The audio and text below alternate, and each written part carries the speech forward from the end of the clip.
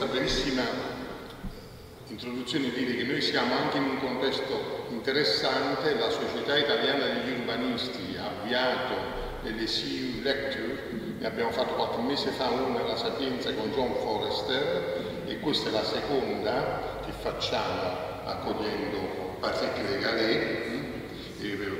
Michelangelo Russo, il presidente della società, è all'estero, quindi mi ha chiesto di portare i suoi saluti. Cercherò appunto in breve di dire poche cose sentite, poi appunto abbiamo fatto un gioco con Patrick, lui non ha voluto leggere la mia introduzione, ha detto così dico tutti gli errori che fai. E quindi, allora, Patrick de Galès è un professore di origine bretone, che è trasferito più o meno da 20 anni a Parigi, dove insegna scienze politiche e sociologia a Sciences Po. In realtà è uno dei fondatori del Centro di Studi Europei, dirige fra l'altro un master in Governing Village Metropolis e insieme a Tommaso Vitale sta costituendo una community di italiani a Sciences Po, addirittura di bergamaschi, questa è una cosa interessante, però alcuni bravi, anche per le cose che si dicevano prima, trovano più spazio anche lì. È direttore di ricerca soprattutto nel Centro Nazionale di Ricerca francese, proprio fino a questi giorni, mi diceva, infatti per questo scappa nel pomeriggio questo a Parigi, perché ha avuto una responsabilità apicale nel Centro di Ricerca Nazionale. Ha fatto la sua tesi in sociologia a Nanterre, a Parigi, e poi ha girato per molte università. Dal 92 al 97 è stato appunto ricercatore CNRS e anche a Rennes, poi ha conseguito l'abilitazione, è stato Jean Monnet Fellow presso gli istituti universitari europei. In realtà lui comprende bene l'italiano, lo parla pure bene, ma essendo precisissimo preferisce parlare inglese o francese. Poi appunto si è trasferito a Sciences Po a Parigi ed è stato ricercatore visiting professor in varie università in California, a Oxford, a Warwick, Salford, Cardiff. Ha avuto significativi rapporti con i dottorati di Milano e Venezia e con Milano Bicocca, gestisce un dottorato internazionale interessante con lo scambio dei dottorandi. Poi in realtà lui si è definito uno scienziato sociale comparatista, no? E in qualche altra occasione ha detto di non sentirsi particolarmente vicino alla tradizione intellettuale francese classica, sentendosi invece molto un ricercatore che certamente cura il lavoro teorico, ma sempre potentemente connesso al lavoro di ricerca. Quindi prevalentemente la sua è una ricerca comparativa che si concentra sulle trasformazioni della città, è noto per studi sulle questioni della governance. Noi lo invitammo nel 2000 già all'architettura, quando iniziava, virgolette, la moda, e già allora fu molto gentile a venire, poi ci divertimmo perché facevo io la traduzione dal francese, quindi diventò anche un happening interessante quella lezione. E secondo i biografi un po' i suoi studi sono aggregabili intorno a 3 domini che ovviamente sono interrelati: l'azione pubblica, la trasformazione dello Stato, l'impatto sul cambiamento sociale e politico, il confronto quindi delle politiche pubbliche a diversi livelli, una particolare attenzione sugli strumenti. Con Pierella Scoma ha fatto un importante libro che è stato tradotto anche in italiano, che si chiama più o meno Governare per strumenti. E quindi appunto il governo, la governance, le reti politiche, la ristrutturazione dello Stato, con una particolare attenzione negli ultimi anni anche alla Gran Bretagna. Ha fatto un interessante libro tradotto anche in italiano sul New Neighbor. Una caratteristica di questi libri, come dirò dopo, di questi lavori, che quasi sempre Patrick de Galès lavora in gruppo, nel senso che ne parlavamo pure ieri, questa difficoltà invece di altri gruppi accademici, altri ambienti, no? Per lui è costitutivo il lavoro di gruppo nel lavoro di ricerca. Poi appunto nel dominio della sociologia urbana ha studiato soprattutto la trasformazione delle città europee, è stato conosciuto in Italia perché ha fatto ricerche comparative su questo campo, tradotte anche in libri editi dal Mulino. oltre che appunto la governance, i gruppi e le classi sociali. E quindi poi ha lavorato anche nei domini della sociologia economica e dell'economia politica, studiando economie locali e regionali. Lui in realtà ha approfondito rapporti con importanti studiosi italiani, quando in Italia c'era l'emergenza degli studi sull'economia locale, i distretti, il bottom-up e compagnia. Sostanzialmente, credo, io ho visto 3 suoi testi tradotti ovviamente in inglese e in spagnolo, anche in italiano. Ci sono almeno 4 libri, 3 dei quali credo sono curatele, che lui ha fatto, uno di queste curatele ha fatto con Arnaldo Bagnasco. Lui ha fatto il dottorato agganciandosi molto al lavoro di Arnaldo Bagnasco, e da questo punto di vista appunto sono stati considerati in letteratura un po' dei neo-weberiani per lo studio sulla città. Ha pubblicato soprattutto in italiano su Stato e Mercato e Territorio, la rivista del Politecnico di Milano. Quindi appunto uno studioso che accanto all'insegnamento è sempre impegnato a fare ricerche, mai da solo ma sempre insieme ad altri, predilige la ricerca comparativa fra paesi e fra città. Ha lavorato molto a cavallo fra la Francia e l'Inghilterra, oltre che con l'Italia. È stato appunto a Firenze, al centro europeo. Questa polarità di approccio e di scenario ha in qualche modo strutturato il suo modus operandi. Lui dice in un'intervista: classicamente lavorare in 2 paesi fa di te un comparatista. No? Da alcuni anni lavora a cavallo fra città mondiali, in realtà, di vari continenti. Da anni si occupa di grandi metropoli, visitando spesso megalopoli dell'America Latina e dell'Asia. Anche in questi mesi e nelle ultime settimane ha fatto soggiorni di studio, ad esempio a Dubai, con gli studenti che hanno fatto un report che fra poco sarà in rete, e a San Paolo del Brasile. A giugno torna a fare ricerca a Città del Messico. Sto provando a fare un appuntamento, ma non so se mi riesce. Si interessa di città sia da un punto di vista della sociologia che dell'economia politica. Nello specifico appunto è un oggetto centrale dei suoi studi. L'approccio analitico utilizzato appunto è di matrice weberiana, poi lui ci dirà se è ancora vero, se sta riflettendo su questo. Per concludere, poche cose un po' più di attualizzazione nostra. È uscito un numero della rivista Limes sulle periferie in queste settimane, molto interessante, è già pure saccheggiato in rete, c'è il PDF gratuito. Nell'introduzione di Lucio Caracciolo, che ho trovato molto interessante, l'autore appunto sostiene che la crisi della politica è fortemente associata alla crisi delle capacità di fare progetti urbani. In un tempo in cui accanto alle grandi città mondiali è sempre più evidente la rilevanza delle grandi megalopoli, cresciute soprattutto nei sobborghi, ma anche negli insediamenti che compongono le costellazioni delle aree urbane italiane, o le favelas o le banlieue, secondo dei contesti. Contesti che possono essere utilmente analizzati dal punto di vista delle morfologie topografiche, edilizie, come facciamo nel Dipartimento di Architettura, certamente, ma richiamando spesso l'immagine di block space, ma legale insieme ad altri studiosi italiani come Arnaldo Bagnasco ha avuto il merito già 20 anni or sono di provare a mettere a fuoco questioni geopolitiche per analizzare i modelli di governance agiti nelle città, discutendo l'ipotesi della peculiarità di un modello di città europea, fortemente segnato dall'eredità della storia, carica di patrimonio materiale e simbolico.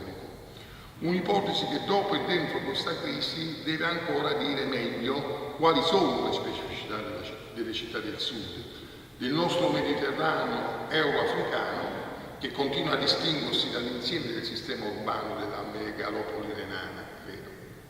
Tutto questo anche tenendo conto che, come ricorda bene Franco Farinelli, è uscito un bell'articolo breve sulla lettura di domenica, Franco Farinelli dice che vi sono almeno altri 2 Mediterranei non troppo dissimili dal nostro, che è stato, come ben sappiamo, ben studiato da Fernando Nodel, e si tratta di capire cosa sta accadendo al nostro, che è diventato tristemente una tomba di profughi in questi anni. Quindi un territorio, quello del sud Europa e della sponda nord dell'Africa, che pone problemi a coloro che suggeriscono di mettere al centro solo il sistema delle città capitali, Uno sguardo, quello sulle grandi città mondiali, che finisce per sottovalutare le presenze di milioni di persone che vivono in contesti periferici, privi di centri e simboli del potere, che d'altra parte non possono essere considerati solo come una grande massa di scarti, né come territori né come popolazioni. La suggestione su cui io vorrei chiedere anche a Patrick il suo sguardo è che certe volte nella letteratura sulle città mondiali, dai classici fino ai giorni nostri, in realtà è come se si suggerisse che poi tutto il resto quasi non c'è in ombra, e invece tutto il resto è popolato da milioni di persone, gruppi sociali, attività e territori che invece poi significano qualche cosa. È essenziale tenere conto delle profonde interrelazioni che vi sono tra questi ambienti dello scarto e dei componenti più interni della riproduzione del genere di vita metropolitana. Rischia di essere, secondo me, retorica l'affermazione che Papa Francesco, che praticamente si sta affermando anche come il più avanzato planner mondiale, ha fatto in un'intervista dicendo che la realtà si vede meglio dalla periferia che dal centro. Ma è indubitabile che una lettura più efficace debba usare sia il telescopio che il microscopio, attraversando le scale, cercando di comprendere gli scarti oltre ai presunti diamanti del paesaggio metropolitano. Qua è interessante perché io ho trovato, per preparare questa breve introduzione, una nota di Michele Sernini, che qualcuno ricorda chi è, che faceva un commento a un libro di Galès, e dove citava il fatto che Galès utilizzava già, stiamo negli anni 90, nel Brenner, che adesso è uno studioso che è abbastanza attenzionato fra gli urbanisti, i geografi, no? Però con questo sguardo, dico io, satellitare dell'urbanizzazione del mondo, il problema che sto cercando di dire è che questo sguardo satellitare dell'urbanizzazione del mondo certamente ci apre lo sguardo, ci apre la capacità, però rischia di fare troppa ombra su troppa parte del mondo. Quindi si tratta insomma anche di frequentare, secondo me, i luoghi dove le persone vivono, oltre alle indispensabili banche dati o ai luoghi virtuali della rete e dei media. Una lettura che deve necessariamente contaminarsi con ottiche diverse, quella dello scienziato politico, come dell'urbanista, dell'educatore territoriale, come del funzionario degli uffici tecnici delle pubbliche amministrazioni. Alcuni colleghi, per esempio gli amici coordinatori del master di progettazione di eccellenza della città storica, e qua ci sono gli allievi, non sono qui perché in realtà oggi a Venezia vi è l'anteprima della Biennale, che ha un'importante sezione dedicata alle periferie. Non finiremo mai di apprezzare e sottolineare l'importanza dello sguardo rivolto alla forma urbis, ma va ribadito con forza che senza un approccio integrato, come già diceva il direttore, capace di contaminare competenze diverse e di mettere al centro le attività antropiche, le possibili pratiche e le politiche per migliorare il grado di equità delle opportunità territoriali, costruiremo ancora dei quartieri come lo Zema di Palermo o quello di Salicelle ad Afragola. Nel 2018 in Italia si celebrerà il centenario della legge sugli standard, il cinquantenario, scusate, una conquista di civiltà dell'urbanistica democratica per l'intero Paese. Proprio come società italiana di urbanisti dovremo realizzare un confronto plurale, franco e approfondito, per dire però parole di verità e parole competenti sul ripensamento profondo che, tenendo ancora meglio in mente le finalità della città giusta, aggiorni i paradigmi e gli strumenti per pensare e per realizzare il governo del territorio. Molti studiosi stanno tornando a porsi una domanda non nuova. Chi comanda nelle città? Chi determina effettivamente l'andamento delle cose? Le persone più avvertite accedono subito a una risposta plurale che eviti le derive deterministiche o localistiche. Per rispondere a questo tipo di domanda, per cercare di avanzare in questi approfondimenti, sia nelle attività didattiche come in quelle di ricerca e nello studio che non può non guidare il lavoro anche dei professionisti che pure sono presenti qui, io credo che il contributo di Patrick Galès è e sarà molto importante. Quindi ancora una volta ringrazio tutti di essere qui. la Società Italiana di Umanisti, il Dipartimento di Architettura, il Dipartimento di Scienze Sociali, l'Ordine degli Architetti che ha riconosciuto come valevole di attenzione questa lezione, e passo immediatamente la parola, ancora ringraziandolo, a Patrick De Galès, che parla in inglese.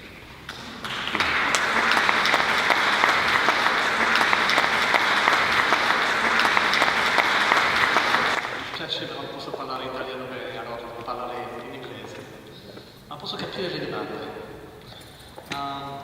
So thank you for the invitation. It's a great pleasure, of course, to be back in the great city of Napoli and to discuss a few points about the transformation, both of process of urbanization and transformation of cities. And as you know, this is a very interesting time in urban studies, where you have a lot of new debates and vigorous debates. If you read international journal, including my former journal, the International Journal of Urban and Regional Research, you see new perspectives put forward by Neil Brenner on planetary urbanization, of a group of people using Henri Lefebvre all the time, rightly or wrongly. You have all the perspective on post-positivist urban studies with Ananya Roy and their colleagues. You see a new attempt to develop different types of comparative work. You see also vigorous responses from economic geographers explaining that we should go back to the basics of economic development. So it's a very busy and contested time to study both cities and process of urbanization. So thank you for the invitation. I will be part of this program. The second, of course, thing is, as we speak, we know that the transformation of cities, urban areas, and processes of urbanization are complex to organize at different scale.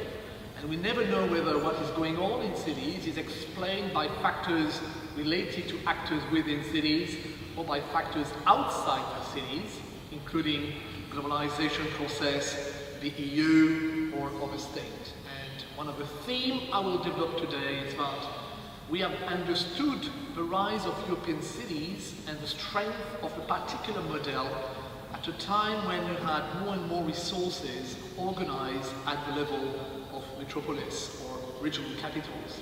And probably today, the transformation of a state in relation to globalization is more important to explain the transformation of cities. So that will be the sort of themes I will be playing with. And the third thing I wanted to emphasize is that I am not an architect, I'm not a planner, I'm not a geographer, and my take on those issues is that architects are not so important to understand the transformation of cities. I should not say that. And I think the jobs and the professionals playing a role in the transformation of cities are changing fast. And that's the reason why I'm the founding dean of the Urban School at Sciences Po, which is not a school of urbanism, it's the urban school. And we think that we have to understand more of social science and more of the transformation of the people, of the economy, of the culture, of the politics. And that for me, and you are allowed to disagree with me, planning is one public policy among others. It is not central in understanding the transformation. It's important, and I want to train professionals working about the transformation of cities with a lot of economics, sociology, science, some geography, and some planning, but not planning at the center. So you may disagree, but you will see my talk reflect this idea. And I think the job of urbanists is changing fast, and we have to understand this transformation of the jobs. So, what I'm going to do is to review some classic argument about cities and European cities, and then I will discuss a little bit the criticism about the model of European cities that I put forward, number one, with Nano Bagnasco in the late 90s, and then my book from 2002, and when we see what does it mean today, we need to think about European cities. And to do that, I will sort of review a little bit some of the current transformation, both of urbanization process and cities, and then emphasize the importance of governance question, and maybe say something about smart cities if I have time. So too many things, all right? That's what Gianni said, do something big and talk about too many things. Thank you. So I'm going to do that. If it's too long and too confused, it's his fault, all right? All right, so as I said, the way to think about both process of urbanization and transformation of European cities today is very much related to some other social processes that are transforming our societies, in particular in Europe. And of course, we are all aware of the different crises going on in Europe at the moment, the austerity, the economic crisis, the refugee crisis, the political crisis. We narrowly avoided an extreme right president in Austria last week. We have tensions in the European model that we try to build. So European societies, more than in some other parts of the world, are profoundly in restructuring at the moment. And we have to keep that in mind.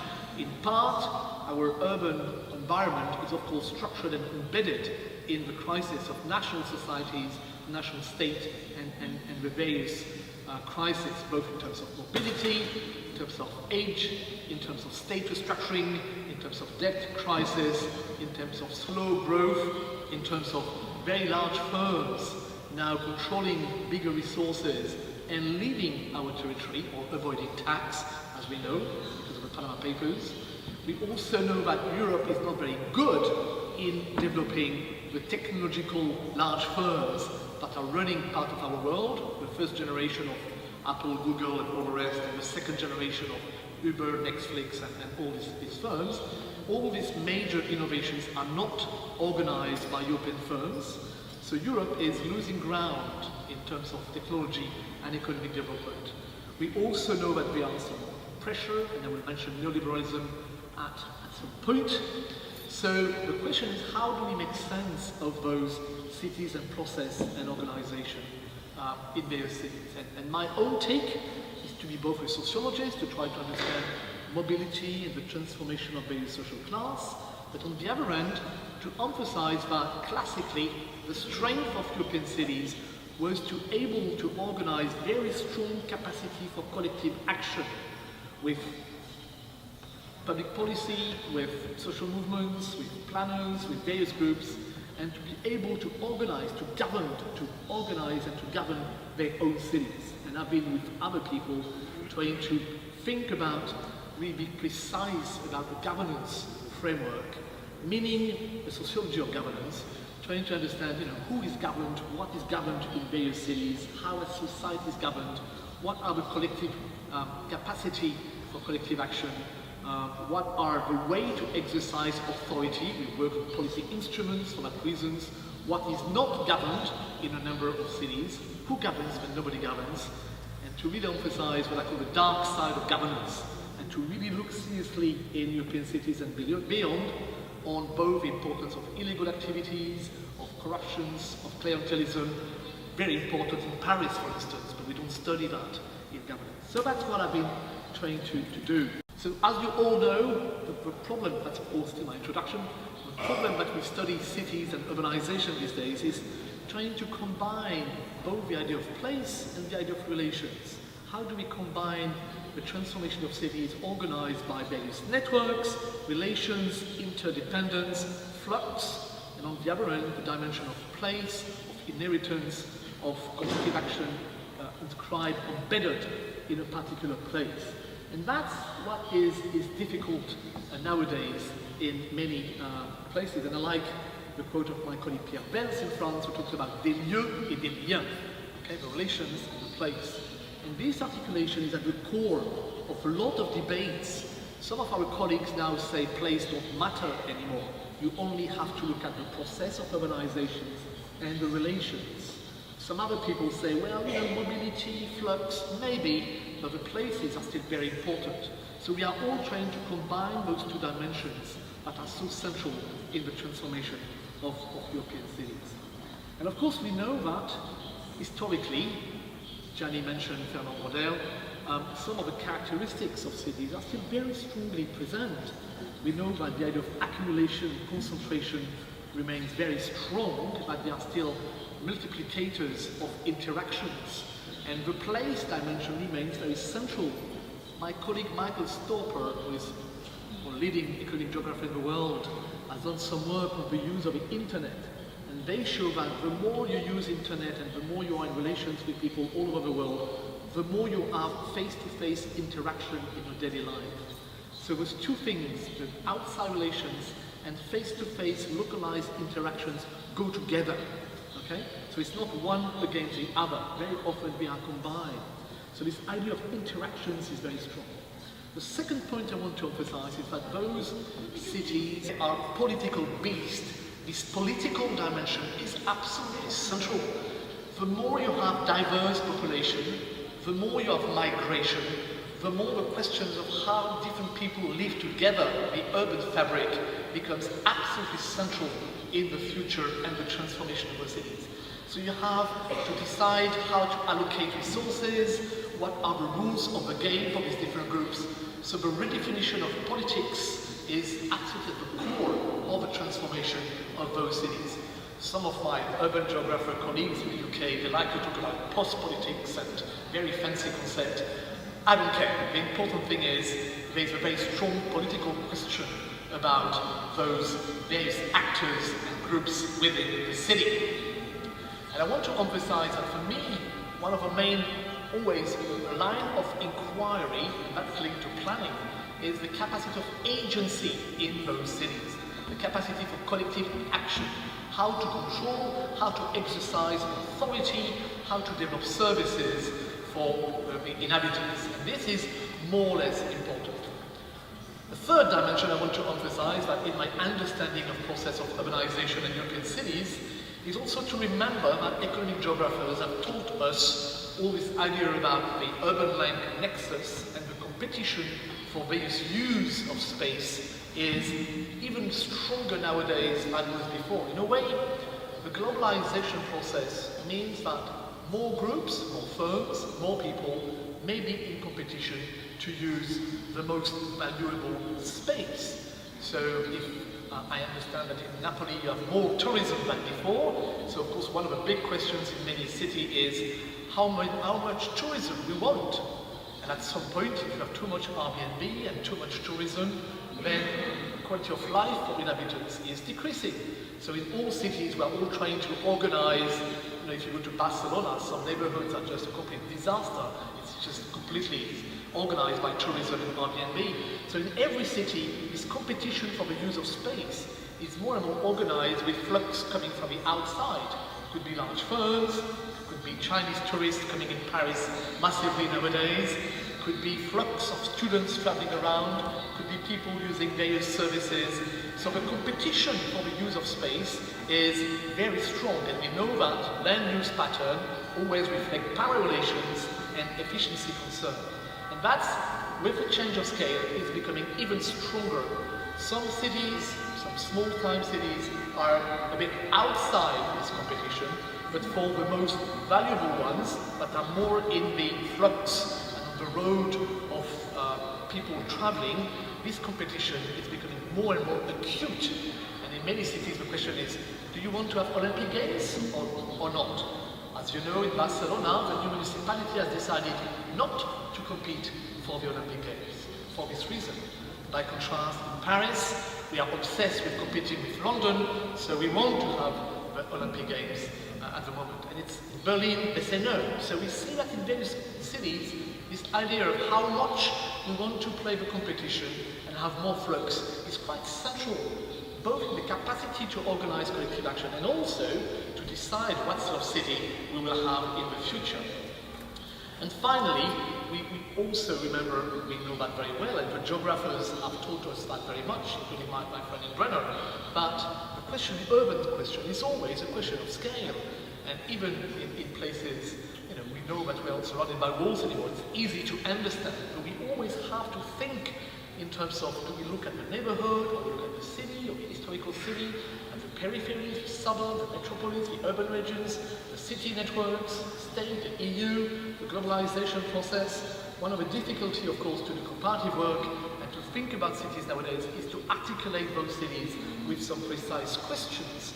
And this is a time when there's a renewed interest in comparative research in urban because of this attempt to articulate different research. And you may be familiar with the work of my colleague Jenny Robinson at UCL in London, who's worked about comparative ordinary cities, trying to launch new forms of comparison beyond the usual suspect.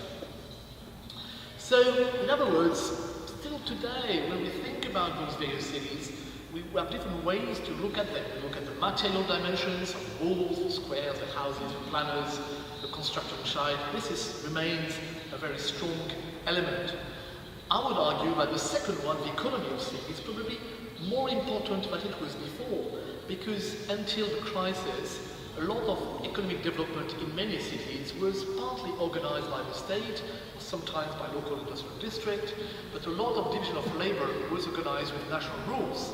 And what we know is that capitalism, it's not a bad word, is becoming more and more globalized, and the rules of the game organizing economic exchanges are more and more organized at a transnational level, either by the OECD or the OMC, or by transnational private arbitrations. You have more and more rules organizing the economy that are not controlled by the state anymore, that are not controlled at the local level either. The economy of city is probably more important because they are more fragile and more under threat and less able to control the rules of the game of globalized capitalism.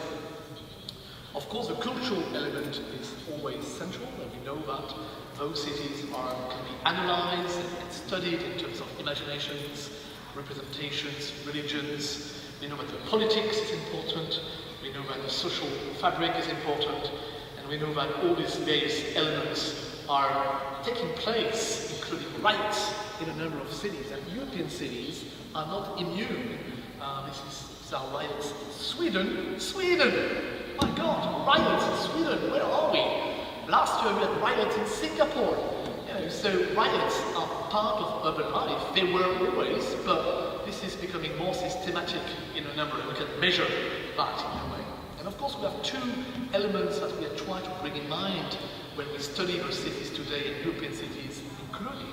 One is of course the technology, and with the smart cities, all these algorithm and networks that are organizing collective action. And I want to emphasize that I think that those utility networks are more and more central to organize collective action within cities, and their capacity for governance that are developed there for some people and not for some others, and the question of environment will become central.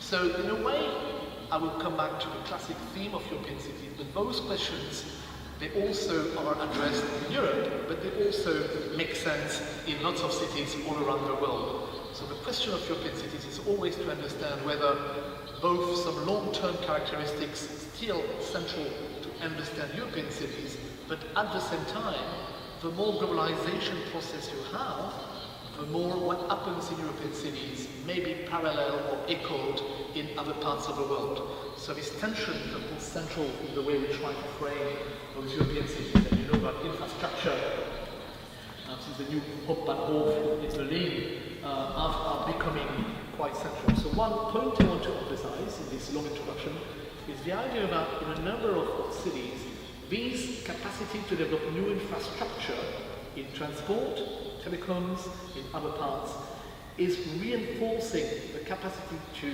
organize the life of inhabitants, but also to attract people from the outside, either firms or financial organizations, tourists, or whatever. And clearly, the sums of money invested in a lot of resources are clear. And when you go beyond Europe, you see the extent to which this dimension of organizing utility networks from waste to electricity, to energy, to water, to telecoms is becoming more and more important for the future and the transformation of those cities. And it's something that sometimes we take for granted in Europe, and we probably shouldn't. And as you know, a lot of the most interesting innovative infrastructure is not being built in Europe. It's being built in Seoul or in Mexico or some other places. And a lot of technical innovations is not taking place in Europe. So of course, and that's my last point of introduction, just to wake up, we have this tension all the time between what do we look in those cities and in Europe among others? Do we emphasize the diversity, the fragmentation, the strangeness, the mosaic diversity, the interactions, the multitude of interactions taking place in those cities, the experience of individuals? But on the other end, and I would really emphasize the second point as well, how do we make sense of this collective action capacity, of this capacity to integrate various groups, to renewed way for domination, how social order is being built, how new forms of control are taking place because of forms of inequality, how patterns of economic development are structured and become systems. You see in the literature this sort of tension between some people telling us cities are becoming more fluid, more unstable, things are changing all the time, and some others are part of the second group saying yes, but on the other end, we see more structured pattern of inequality, we see very strong structuration of some economic interest, we see very clear pattern of political domination, we see some collective action capacity being organized at the level of the city. And my understanding of European cities reinforce the second element. So, let's take one road in India. Some scholars will say, well, this is chaos, this is a mess, this is complete, all the things you want. And when you study precisely, you realize a very clear system of familial interactions, and you have actually a very strong social order, and you have very stabilized over time type of social order. So this tension for me is central in the way we have to understand cities. Okay, point one. What happens to European cities? With all these things in mind, okay? I will use these ideas to understand what is going on in European cities. So basically, what I'm going to do today is to reflect a little bit on the book I did in 2002, that was published by Molino in Italian on European cities. And there was a very strong thesis in that book, arguing that, forget about the UK, the UK is different. It's an island full of English, very interesting place, but just different from the rest of Europe, I argue. And the idea we had with Bagnasco in my book was the following. In urban studies, in the 1990s, you had a lot of research about global cities, and I understand you had Saskia Sassen. The Los Angeles group trying to explain that what happened in Los Angeles was becoming the norm for the rest of the world. The Americans were telling us that cities were in decline anyway. And there was all this literature about, the making of the super mega cities, or the big networks, like Manuel Castells. And in the research we were doing in the 1990s, 20 years ago now, we saw exactly the opposite. So my puzzle was, most of the urban studies are telling us Los Angeles is the future of the world, and global cities, and Europe are small cities and they are irrelevant. One famous scholar used the word obsolete to mention European cities. And my own research was to show exactly the opposite, meaning the demographic strength of European cities, the very vigorous economic development, very strong capacity to develop new ways to govern and different types of public policy, very strong capacity of innovation.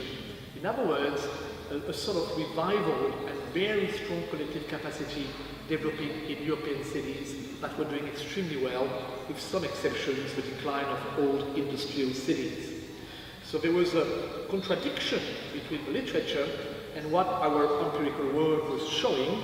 And for instance, I did some Northern Europe, in Finland, or in France with regional capitals, or in Germany, less so in Italy to some extent, and in a number of national or regional capitals, European cities were booming in the 1990s. And I always take the case of Helsinki, because it's exotic, it's Finland, the strange country where nobody understands the language and we don't know where it's coming from. And Helsinki was stable for 40 years, and suddenly in the 1980s started to increase very strongly its population to become a place for formidable economic innovation with very strong capacity to govern the old metropolitan areas. Why? Why did we see that in Europe, where the opposite was taking place in the US? The conclusion of the book was that there was something going on in Europe where the way we organize cities there was a model of European cities, not in England, that was different from what we had in the US. And so I used the work of Max Weber, and I tried to develop a theoretical framework based upon an idea of social class and governance to try to make sense of this transformation of European cities. So I'm going to remind you a few things about this model, and then I will look at the criticism of the model and what has changed over the last 15 years and what is going on today. Okay, two scenarios that I mentioned in the book and that are still mentioned today. Well, it's my two scenarios. One scenario has been argued by us, the second one, and we argued that a group of scholars from various countries in Europe, that although Europe does not have mega cities, except London maybe, there's a way to organize society and economic development in medium-sized cities, regional capitals, that is still very robust and where lots of resources have been accumulated. And those cities are the way to organize economic development and to organize the future of Europe. And this model is very robust. That was my view. The second view is the view coming from economic geography, and especially influenced by Paul Krugman. And they argue that European cities are going to collapse. And the argument is that the transformation of cities and the future of European territories is organized by economic flux. The more you organize the free circulation of goods and capital, the more economic flux will organize the whole European territory. And they argue that what will happen in Europe in 40 or 50 years is the same thing that happened in the US in the early 20th century, i.e. the specialization of some cities and the making of two major megapolis like New York and Los Angeles, about 10 places with lots of innovation and economic development, and all the rest will be in decline. And basically, today, I'm not so sure. The economic crisis is really, I think, moving forward the first direction. So I'm more worried than I was 15 years ago. And I will explain a little bit this tension between the two models. If I quote a very famous political economist from UCLA, Ron Rogowski, he says basically, after 50 years of the making of the EU market, what we will see is the carnage of medium-sized cities like, Barcelona, Torino, and most of them will decline, and we'll have 1 or 6, 7 urban giants in Europe, and all the rest will decline. Okay? So that's, at the moment, we'll see in 30 years, but that's where the debate is and where the tension is. And I want to review the ideas about this model. If I want to, so let me remind you the characteristics of the European cities model as I saw it, and which are still there. In the idea in the European city model, we, number one, emphasize the fact that in Europe, we have the cities have gained ground by contrast to the state. And what we have seen over the last 40 years, today a bit less so, but more or less it's still going on, is that an accumulation of resources, more people, more economic development, more qualified people, more capacity for innovation in most European cities. Italy is a bit different from that point of view. It's more organized as a network with some decline in demographic. But if you look at regional capitals, cities from 200,000 to 2 million inhabitants, you still have a 40 years movement of growth and continuous growth of those cities. Still today. This has not stopped in any ways. In other words, the old inheritance of the medieval times, of the making of a very strong urban map, the mega stability of the European urban map is still present today. So this inheritance is still playing a role, and it's still there in a number of very large cities. And this political capacity, factor number 2, the role of the mayors, the role of metropolitan governance, the importance of public policy, with some failures, not always succeeding, is still very strong in a lot of European cities. Not all of them, but in most of them, you still have very strong capacity to develop public policy, to deal with economic development, social policy, and everything. So the classic structure of European cities remain very much stable despite the crisis and despite everything else. This is a map about the interconnections between various cities, and you see the old classic map of connections going on. So this long-term stability is still there. The original structure and the concentration with both the center and the periphery has not disappeared either. Some people had said, what will happen with the rise of urbanization process is the growth and growth and growth of the periphery and suburbs, and the city center will decline everywhere. This is not what we see. We see in most European cities more renovated city centers. Some people talk about gentrification. Not often, very little. A lot of embourgeoisement, not so much gentrification, sometimes. More investment in the center, and in some ways, because of the flux I mentioned, the centers have played a more important role to attract investment and attract various people.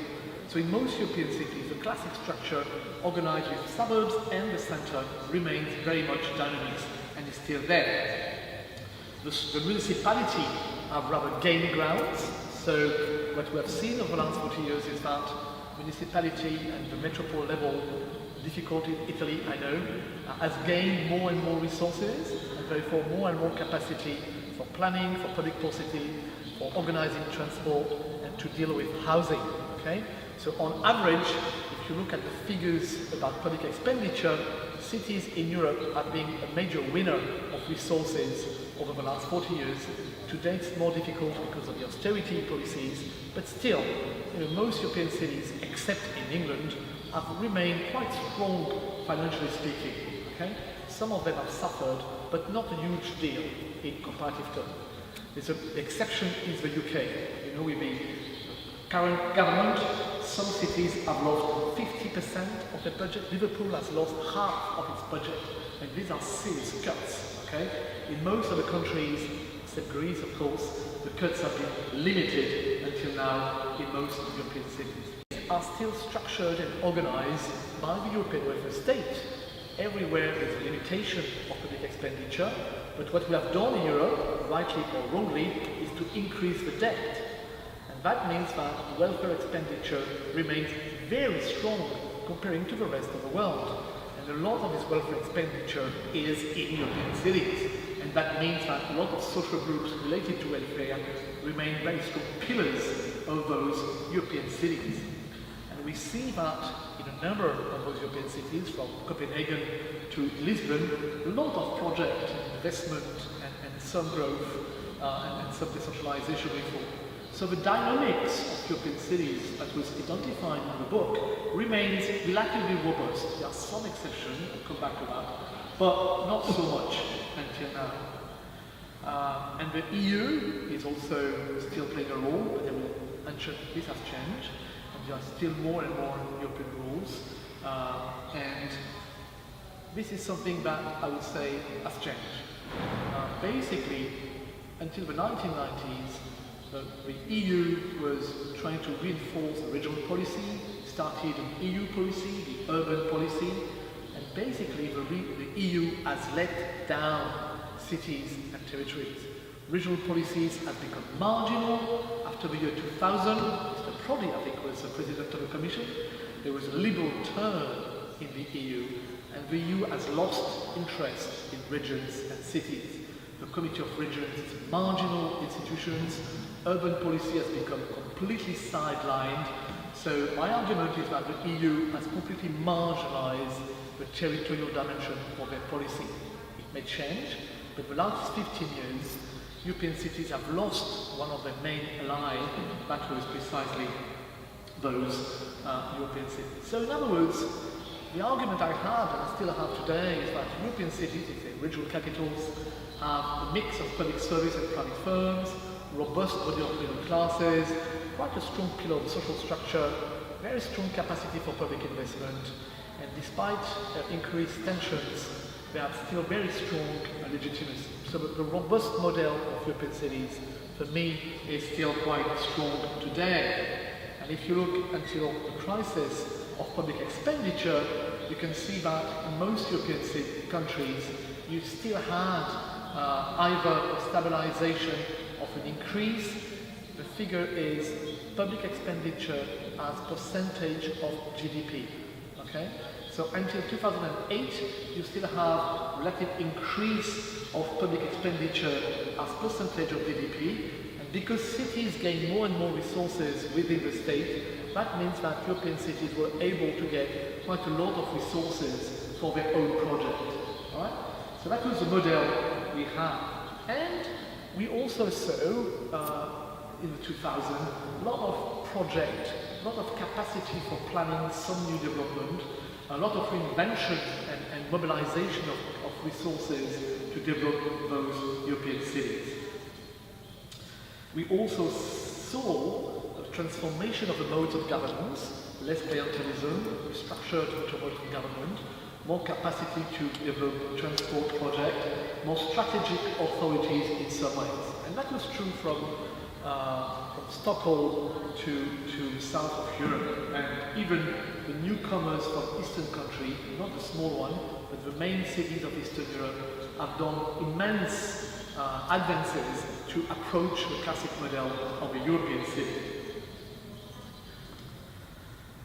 So, capacity plan, we're used to Amsterdam, always capacity to organize space with the center and then to organize. Transport is a good example of this investment in a number of new innovations to organize those cities. Bicycles everywhere these days. And from Eastern to Western Europe, we saw also decline of some suburbs, I'll come back to that, but some new projects, reinventing the past or developing new projects, Toulouse, France, going on. So my analysis of European cities was not an apology or a sort of, yeah, it's wonderful. We knew that also in those European cities you have migration, you have riots, you have forms of inequality, some form of ethnic discriminations, not enough housing, forms of bourgeoisement gentrification, forms of urban sprawl, but far less than in other parts of the world. This collective capacity of European cities remain really the strong points of European societies, and that was more or less accepted. The question is, where are we now? Where are we now after nearly 10 years of crisis that is not over, and what is going on in those European cities? And that's where my point is becoming more nuanced, and I'm impressed by the long-term effect of the crisis on the restructuring of European states and European cities. So I think some of the dimensions I've mentioned have not lost so much. We still have very strong political legitimacy. Even the UK is now following the route towards elected mayors. We still see a lot of new investment in a number of domains. We see a lot of localization of social policies. This has not changed so much. So that's quite strong. One of the questions is whether we see continuous economic development and demographic development of those cities or decline. There was a strong argument from German scholars explaining that in Europe we will see shrinking cities, as we have seen in the US with Detroit or some other cities. Well, 15 years later, despite the crisis, we see some shrinking cities, East Germany, some in Italy, a little bit in some UK cities, but for most of the regional capitals, we still see continuous growth. So the shrinking city is still today not a strong argument, but that might change. And one of the factors of change I want to emphasize is, of course, the demography and what happens to young people. Always blame young people. I always say that to my students. And of course, what we've seen with the crisis is the rise of mobility. We know that, is it 2.5 million who have left Italy? If my figures are correct. 1 million in Portugal, 1.5 million people have left Spain. So So we see very strong people, a number of people leaving their country because of the economic crisis. We don't know whether they're going to come back or not. Okay, so this shrinking argument was not so central into the crisis, but nowadays we don't know whether, we see some people leaving France as well, so at least for the south of Europe, there's a clear risk of some of the young generation just leaving the country and not coming back. Or some of the immigrants who had been there, like Southern America, American immigrants who have become Spanish, constitute the mass of people leaving Spain today. So there's a real issue of more mobility of younger people, therefore strengthening the aging and the gentle decline of Europe and European cities. That's one factor I want to emphasize. The second, of course, is the rise of urban regions and urban sprawls.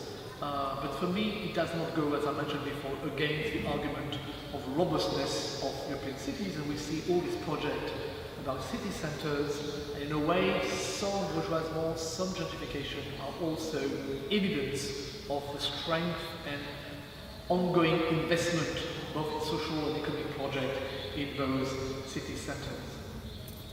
There's also a Marxist criticism explaining that basically globalizing capitalism is destroying existing city. And Neil Brenner has made a very strong argument about rescaling of space because of globalizing capitalism.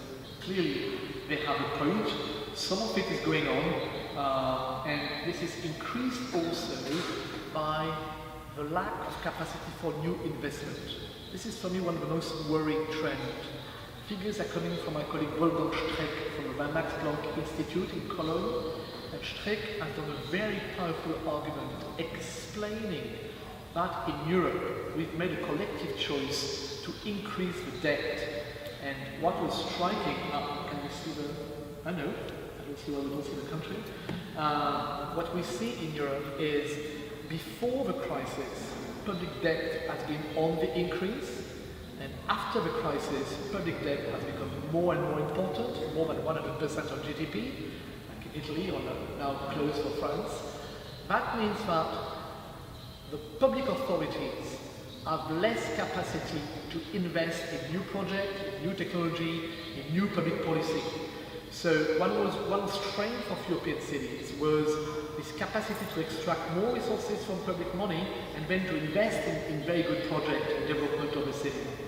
Clearly, in the years to come, we'll have more cuts and some austerity. So the capacity to get public money to invest in the future is in very sharp decline in all countries and in all cities. So one of the strengths of European cities, this ability to prepare for the future, I think is in complete decline and will be very strongly in retreat in the years to come. And because of this financial crisis, national states are more and more putting pressure on local authorities and cities and exercising more and more pressure for cuts that will affect those who were the winners of the period before, meaning European cities. So I think this fiscal crisis of European states will be central in the limitations of the capacity of European cities to develop new projects. The fourth criticism is to argue that what happens in European cities will completely change because of the importance of neoliberalism. And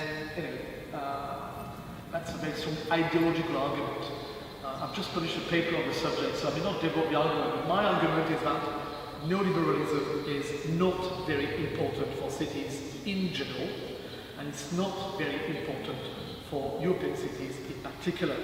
And a lot of the literature is confusing liberalism with neoliberalism, that are two different things. Okay, so I will not develop that today, but I think neoliberalism is not a very important part, and European cities are not neoliberal in any way. And to finish off, there's a real issue about what does matter today, and the issue of scale. And until now, I've always resisted very much against this argument. But what is of course striking at the level of the world is the rise and rise of those very, very big cities.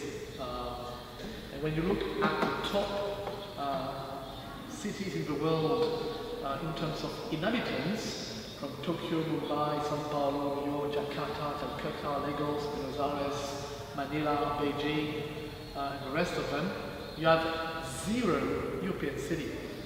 So maybe what is happening in Europe is also less capacity for economic development and slowly aging, and some issue going on there. Except, of course, that was Rio, don't care about that. The question is whether a lot of economic development will come back to Europe, or whether it will be a place for gentle decline in comparison to the rest of the world. And it's not completely clear, and when you see the strength of the development, either in terms of crisis, but both the favelas or the Indian cities, they are very conflicting figures. Okay, some people say, well, you know, it's the rise of the mega cities everywhere, big project, Kuala Lumpur, in Hong Kong, in Dubai, Shanghai, yeah, sure. But in fact, the evidence are not so clear. What we see at the level of the world, in India, in Africa, the larger cities are not growing. Most of the urban growth is going on in medium-sized cities. Okay, so it's not the story of more and more big, super big cities. Now, in Africa and India, it's rather smaller and medium-sized cities that are now growing faster. So there is no determinism of one best way to organize the way of the city.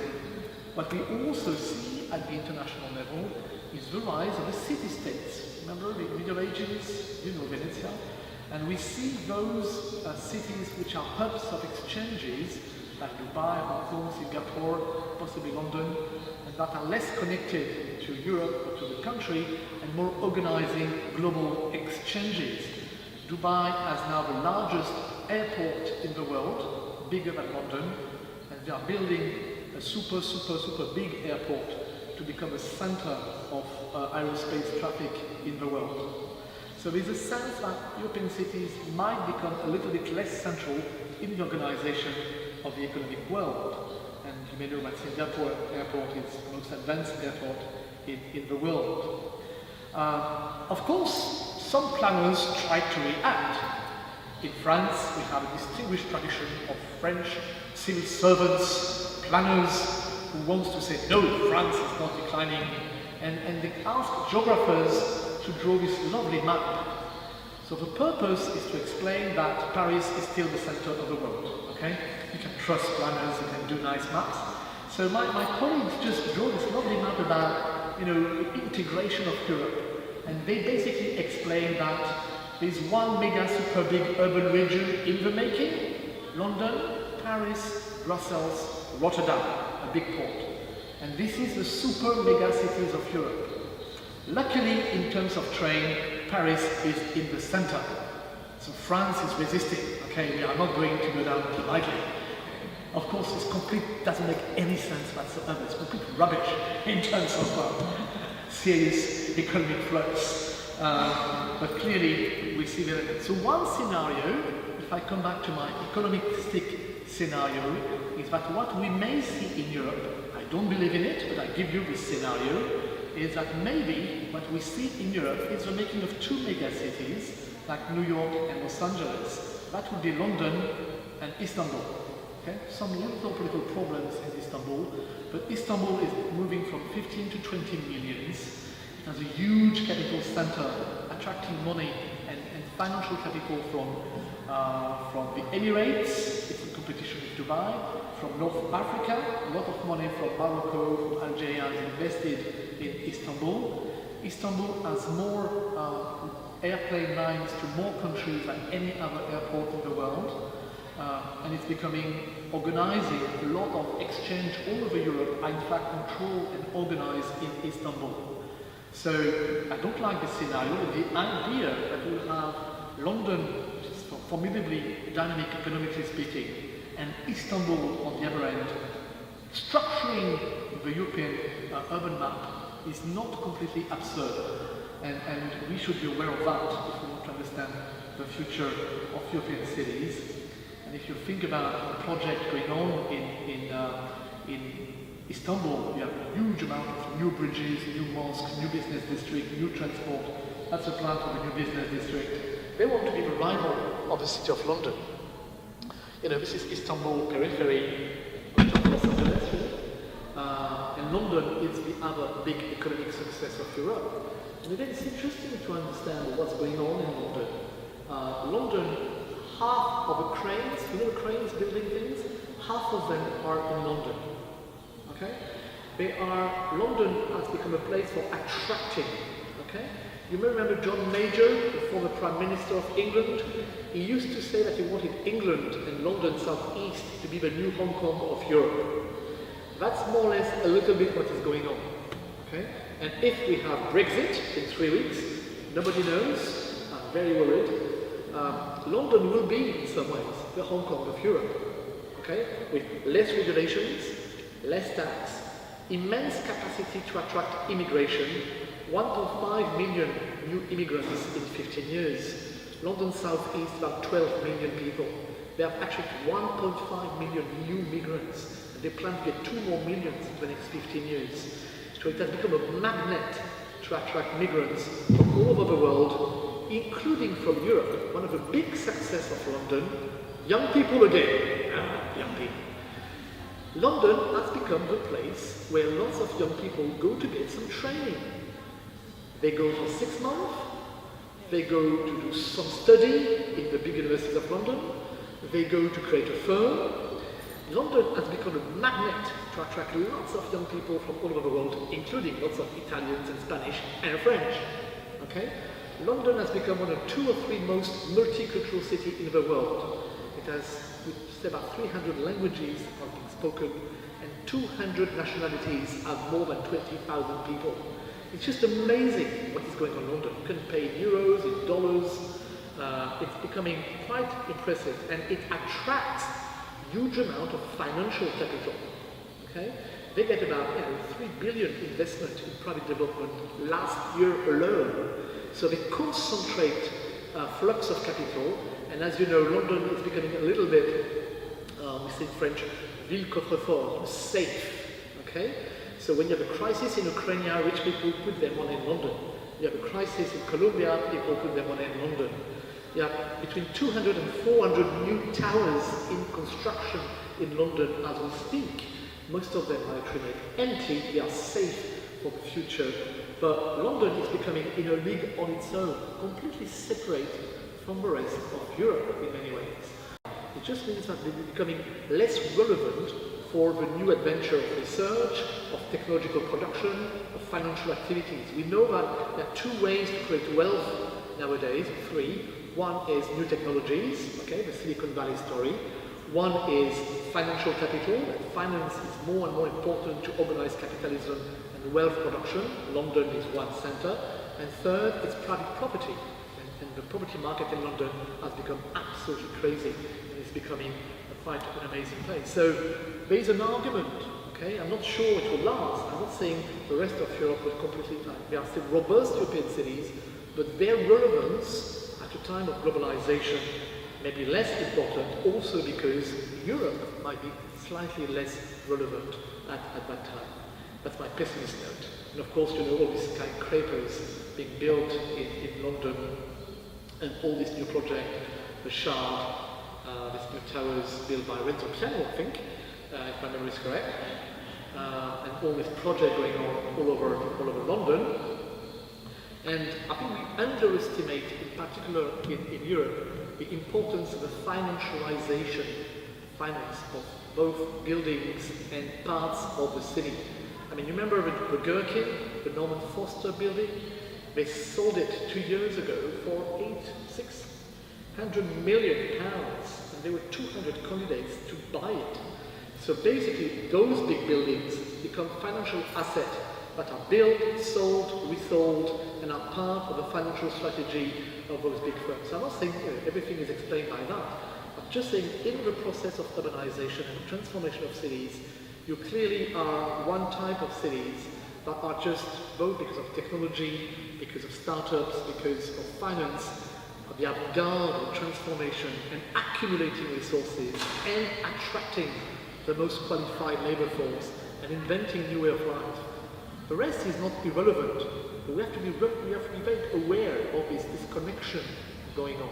Okay? And there's a risk for us, the rest of Europe, to lose financial capital, to lose the most dynamic people, to lose the well-qualified young people, and to be robust European cities, but not as dynamic as they used to be in the past, and without the support of the EU and the state. And I think I should stop there. And of course, big project across rails. So of course, Paris is trying to develop a new project as well, but I will stop here.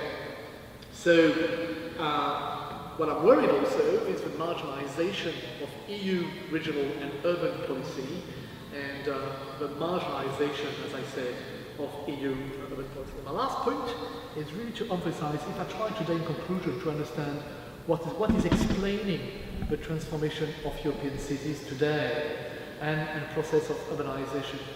One thing remains important is this capacity for collective action, and there are still remarkable capacity for collective action. So for me, the note of optimism is still the capacity within major European metropolis to deal with climate change, to be quite involved in environmental issues, and to be able to deal with some collective problems and to solve some collective problems. And I think a number of cities, despite the rise of extreme right, despite riots and ethnic tensions, it seems to me that we see more and more capacity to accommodate various ethnic and cultural groups and to organize forms of urban fabric that might be less inegalitarian than in other parts of the world. So there's still very strong capacity for collective action, and that's, I think, will be determining in the rest of the future.